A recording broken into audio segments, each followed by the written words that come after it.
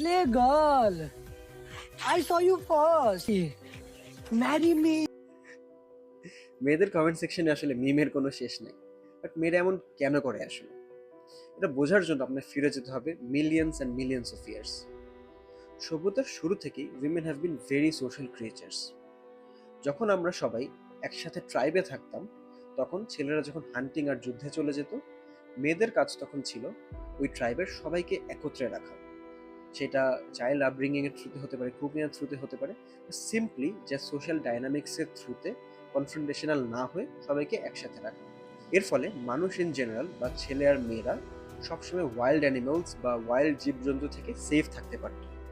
যখন আমরা ট্রাইবে সবাই একসাথে থাকতাম, উইথ সোশ্যাল ডাইনামিক্স আর ফুডেরও ব্যবস্থা হয়ে যেত, তখন আমরা ওয়াইল্ড অ্যানিমালসদেরকে রেজিস্ট করতে পারতাম। আর এই এভলিউশনারি ট্রেডসটাই জেনারেশন টু জেনারেশন পাস হয়ে এসেছে।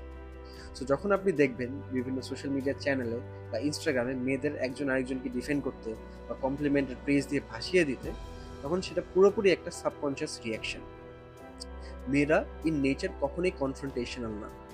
আপনি একটা সেম মেয়েকেই দেখবেন একজন আরেকজনকে কমপ্লিমেন্ট দিয়ে ভাসিয়ে দিচ্ছে, বাট পিঠ পিছে তারই বদনাম করতে। এটা কেন হয় আসলে? যেহেতু আমি মেনশন করলাম মেয়েরা কখনোই কনফ্রন্টেশনাল ক্রিয়েচার ছিল না, আর এখনও না, তাই তারা যদি কনফ্রন্ট করে বা ক্রিটিসাইজ করে, তখন সেটা পিছনেই করে, সামনাসামনি করার তাদের সাবকনশিয়াস ক্যাপাসিটি নাই, because of their evolutionary training. সেখানে তাদের দোষ দেওয়ার কিছু নাই। এর মানে কি এই যে সব মেয়েরাই ফেক? না, মোটেও না। এর মানে এটা যে millions and millions of years of conditioning আপনি চেঞ্জ করে ফেলতে পারবেন না ওভারনাইট। এটা করতে অবশ্যই সময় লাগবে, আর সব মেয়েরাই যে আনকনফ্রন্টেশনাল এরকম না। এটা পুরোপুরি চেঞ্জ করা যায় একটা হেলদি চাইল্ডহুড আপব্রিঙ্গিং আর আপনার সারাউন্ডিং এর এনভায়রনমেন্টের থ্রুতে। তাহলে মানুষ অ্যাকাউন্টেবিলিটি নেওয়া শিখবে, আর একজন আরেকজনকে কনস্ট্রাকটিভলি ক্রিটিসাইজ করে তার বেস্টটা বের করে নিয়ে আসতে পারে।